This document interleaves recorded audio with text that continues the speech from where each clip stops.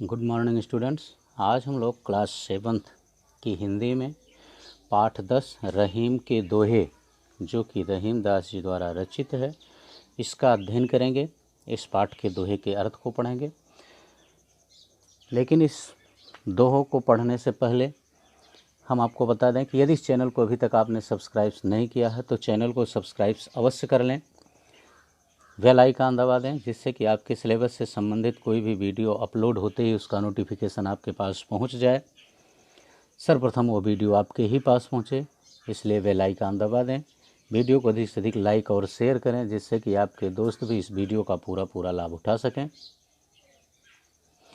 तो आइए अब हम इन दोहों का अर्थ पढ़ने से पहले रहीम दास जी के जीवन परिचय पर एक निगाह डाल लेते हैं। देखिए, रहीम दास जी का जन्म 17 दिसंबर 1556 ईस्वी को दिल्ली में हुआ था। इनके पिता का नाम था बैरम खां। इनका पूरा नाम है अब्दुल रहीम खान खाना, जिसमें खान खाना जो है यह इन्हें उपाधि मिली थी। ठीक है ना। रहीम दास जी ने अपनी भाषा की चतुराई से जीवन के गंभीर एवं स्वयं महसूस किए गए सत्य को विविध रोचक उदाहरणों और उपमाओं द्वारा अभिव्यक्त किया है। वास्तव में इन्होंने कम शब्दों में गागर में सागर भरने का काम किया है। इनकी मृत्यु जो है वह 1 अक्टूबर 1627 ईस्वी को आगरा में हुई थी। इनके पिता का नाम है बैरम खां। ठीक, तो आइए अब हम रहीम दास जी के दोहों को पढ़ते हैं। देखिए, इनका यहाँ जो पहला दोहा है, कह रहीम संपत्ति सगे बनत बहुत बहुरीत, विपत्ति कसौटी जे कसे तेई सांचे मीत। इस दोहे में रहीम जी ने सच्चे मित्र के लक्षण बताए हैं कि सच्चा मित्र वास्तव में होता कौन है। रहीम दास जी कहते हैं, कह रहीम संपत्ति सगे। रहीम दास जी कहते हैं कि जब हमारे पास संपत्ति होती है, धन होता है, बहुरीत बहुत बनत। बहुरीत, बहु माने बहुत प्रकार से, रीति माने तरीके से या ढंग से, अनेकों ढंग से बहुत सगे बनत। बहुत से लोग हमसे अपना सगा संबंधी होने का नाता जोड़ लेते हैं। यानी रहीम दास जी कह रहे हैं कि जब हमारे पास धन होता है तो बहुत से लोग हमारा सगा बनने का प्रयास करते हैं, लेकिन विपत्ति कसौटी जे कसे। रहीम दास जी कहते हैं कि जो विपत्ति की कसौटी पर खरा उतरता है, ठीक है ना, तेई सांचे मीत। तेई माने वही, सांचे माने सच्चे, मीत माने मित्र होते हैं। लेकिन जो विपत्ति की कसौटी पर खरा उतरता है वही सच्चा मित्र होता है। ओके बच्चों, ये था पहले दोहे का अर्थ।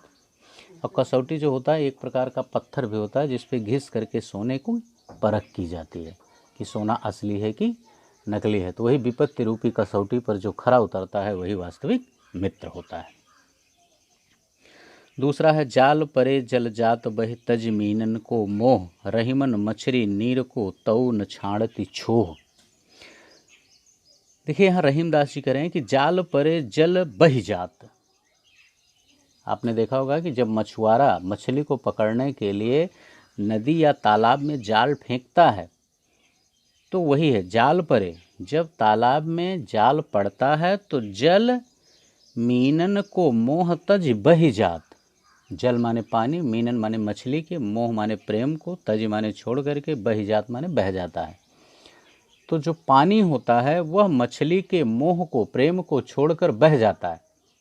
क्योंकि आप लोगों ने तो देखा ही होगा, जब मछुआरा जाल फेंकता है पानी में मछली पकड़ने के लिए, तो जब वो जाल खींचता है तो उसके जाल के साथ पानी नहीं आता, केवल मछली आती है,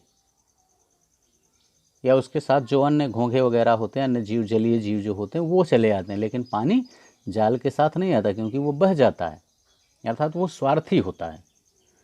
यहाँ जल को रहीम दास जी ने स्वार्थी बताया कि जल स्वार्थी है। इसीलिए जब मछली के ऊपर संकट आता है, मछुआरा मछली को पकड़ने के लिए जाल फेंकता है, तो मछली जब फंस जाती है जाल में, तो जल जो होता है वह मछली के प्रेम को छोड़ करके बह जाता है। रहीमन मछरी नीर को तऊ न छाड़ती छो। लेकिन रहीमदास जी कहते हैं कि फिर भी मछली जो है वह नीर को छोह तऊ न छाड़ती। नीर माने पानी, ठीक ना, छोह माने प्रेम या मोह, तऊ न छाड़ती माने तब भी नहीं छोड़ती है। लेकिन रहीमदास जी कहते हैं कि मछली फिर भी उस जल के प्रेम को नहीं छोड़ पाती है और वह जल से अलग होने के वियोग में तड़प तड़प करके अपने प्राणों को त्याग देती है।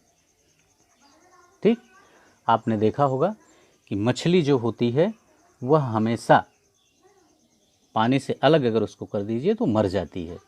तो इसीलिए रहीमदास जी कहते हैं मछली जल से इतना प्रेम करती है कि अगर वह जल से अलग कर दी जाती है तो मर जाती है उसके प्रेम में तड़प तड़प कर। लेकिन वही जल जो होता है वो मछली के प्रेम को आसानी से छोड़ करके अलग हो जाता है जब मछली जाल में फंस जाती है तो। ठीक, दूसरा है तरुवर फल नहीं खात हैं सरोवर पियत न पान, कही रहीम पर काज हित संपत्ति सचहि सुजान। सुजान माने सज्जन पुरुष, ठीक ना। तरुवर फल नहीं खाते हैं। रहीमदास जी कहते हैं कि जिस प्रकार वृक्ष स्वयं अपने फल को नहीं खाता है, सरोवर पियत न पान, सरोवर स्वयं अपने पानी को नहीं पीता है, कही रहीम पर काज हित संपत्ति सचहि सुजान। उसी तरह से जो सुजान पुरुष होते हैं, जो सज्जन पुरुष होते हैं, पर काज हित, दूसरे के कार्य के लिए संपत्ति सचय, धन को इकट्ठा करते हैं।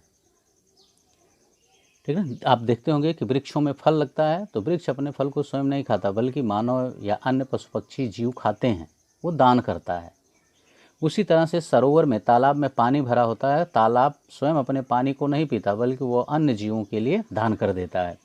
उसी तरह से जो सज्जन पुरुष हैं वो अपने लिए धन को इकट्ठा नहीं करते हैं बल्कि दूसरे के कार्यों के लिए, दूसरों की भलाई के लिए ही धन को इकट्ठा करते हैं। ठीक ना। अगला, थोथे बादर क्वार के ज्यों रहीम घरात, धनी पुरुष निर्धन भय करें पाछिली बात। देखिए यहाँ रहीमदास जी कह रहे हैं कि जैसे यहाँ पर इन्होंने वो उस धनी पुरुष जो पहले धनी था और वर्तमान में निर्धन हो गया है, उसकी तुलना यहाँ पर क्वार के बादर से की है। तो देखिए रहीमदास जी कह रहे हैं कि थोथे बादर क्वार के ज्यों रहीम घरात, थोथे माने खोखले यानी जल से रहित, कुआर के जो बादल होते हैं वे जल से रहित होते हैं और वे केवल घरात माने केवल गरजते हैं लेकिन वे बरस नहीं पाते हैं। तो रहीमदास जी कहते हैं कि जिस तरह से कुआर के जलहीन बादल केवल गरजते हैं, बरसते नहीं हैं, उसी तरह से जो धनी पुरुष आगे चल करके निर्धन हो जाते हैं, अर्थात जो पुरुष पहले धनी थे लेकिन अब निर्धन हो गए हैं, करें पाछली बात, वे केवल अपने धनी वाले समय की बात करके अर्थात अपनी पिछली बात करके ही संतोष करते रहते हैं। ठीक, अर्थात जो पहले धनी थे अब निर्धन हो गए हैं, वो केवल क्वार के बादल के समान गरजते ही रहते हैं, बरसते नहीं हैं। धरती की सी रीत है शीत घाम और मेह, जैसी परे सो सही रहे त्यों रहीम यह देह। देखिए रहीमदास जी ने यहाँ पर शरीर की तुलना धरती से की है। रहीमदास जी कहते हैं कि धरती की सी रीत है शीत घाम और मेह, शीत माने ठंडी, घाम माने धूप, औ माने और, मेह माने बादल। ठीक ना। रहीमदास जी कहते हैं कि जिस तरह से पृथ्वी ठंडी को, धूप को और बादल की वर्षा को आसानी से सह लेती है, उसी तरह से हमें भी अपने शरीर को गरीबी के कष्टों को सहन करने के लिए तैयार रखना चाहिए, अर्थात हमें भी प्रेम पूर्वक आसानी से गरीबी को सह लेना चाहिए। देह माने शरीर, त्यों रहीम यह देह, रहीमदास जी कहते हैं त्यों माने उसी प्रकार, उसी प्रकार माने धरती की तरह, अर्थात जैसे धरती ठंडी को, धूप को और बादल की वर्षा को आसानी से सहन कर लेती है, उसी तरह से हमारा यह शरीर भी गरीबी को आसानी से सह लेना चाहिए। ठीक है बच्चों, बस इस पार्ट में इतना ही। इसके अगले पार्ट में हम इसके पाठ पर आधारित प्रश्नों को लेकर के आपके समक्ष पुनः उपस्थित होंगे। लेकिन यदि इस चैनल को अभी तक आपने सब्सक्राइब नहीं किया तो चैनल को सब्सक्राइब अवश्य कर लें, बेल आइकन जरूर दबा दें, वीडियो को अधिक से अधिक लाइक और शेयर करें और हमें भी कमेंट करके बताएं कि ये वीडियो आपको कैसा लगा। Okay, thank you.